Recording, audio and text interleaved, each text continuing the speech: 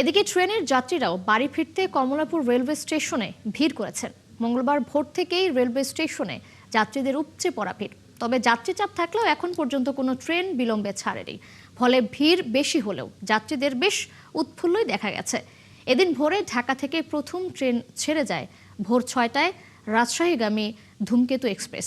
এরপর 6টা 45 মিনিটে চিলাহাটিগামী নীলসাগর এক্সপ্রেস, 7:15টায় খুলনাগামী সুন্দরবন এক্সপ্রেস, 7:30টায় কিশোরগঞ্জগামী 11 সুন্দর প্রভাতী, 8টায় দেওয়ানগঞ্জগামী তিস্তা এক্সপ্রেস সময় মতো ছেড়ে গেছে।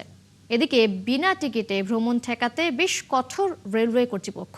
ঈদুল ফিতরের উৎসব শেষে ঘরমুখ মানুষের ফিরতি যাত্রার জন্য ট্রেনের আসনের অগ্রিম টিকিট বিক্রির পঞ্চম দিন আজ পাওয়া যাবে আগামী 27 মার্চের ট্রেনের আসনের টিকিট। দর্শক, এবার ঈদযাত্রার আরও খবর নিয়ে আমাদের সাথে কমলাপুর থেকে যুক্ত হচ্ছেন সহকর্মী মেহেদি হাসান। মেহেদি, এখন যাত্রীদের চাপ কেমন রয়েছে সেখানে? ট্রেন সময় মতো ছেড়েছে কিনা এবং যাত্রীরা কি বলছেন? এখন দুপুর 12টা বাজে। তো দুপুর 12টার পরও আমি দেখতে পাচ্ছি এখনো কিন্তু সেই ভোরে যে সকালে এবং 9টা 10টাও আমি যে ভিড় দেখেছিলাম এখনো কিন্তু সেই ভিড়ের বা চাপ আমি যাত্রীদের দেখছি।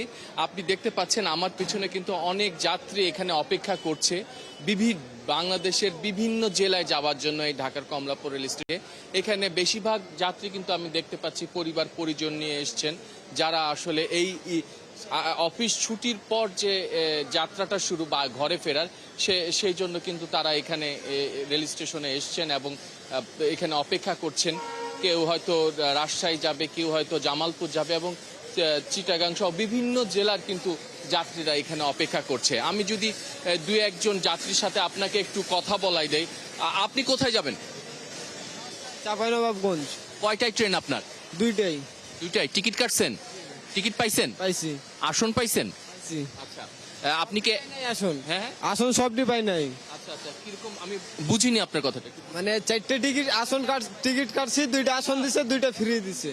ও আচ্ছা, দুইটা আপনাকে স্ট্যান্ডিং টিকিট দিছে, আসন দেয়নি।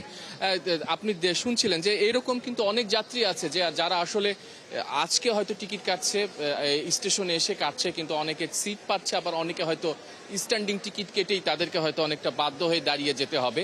আবার আমি আপনাকে যদি আরেকজন যাত্রীর সাথে একটু কথা বলাই দেয়, আপনি কোথায় যাবেন? আমি চাঁপাইনবাবগঞ্জ যাব। আসন পেয়েছেন? জি, টিকিট কাটা আছে। একা যাচ্ছেন না পরিবার সহ? না, আমি একাই যাচ্ছি। পরিবার চাপাইতে আছে। পরিবার চাপাইতে আছে। আপনি এই যে স্টেশন পর্যন্ত এসছেন এবং এখানে কি আপনার কোনো সমস্যা হয়েছে বা ভোগান্তি হয়েছে?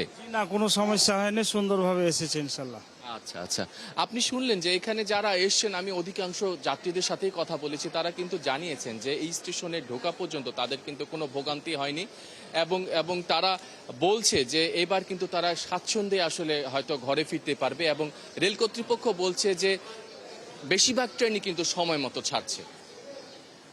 ধন্যবাদ আপনাকে যুক্ত হবার জন্য। দর্শক, কমলাপুর রেলওয়ে স্টেশন থেকে যুক্ত ছিলেন আমাদের সহকর্মী মেহেদি হাসান।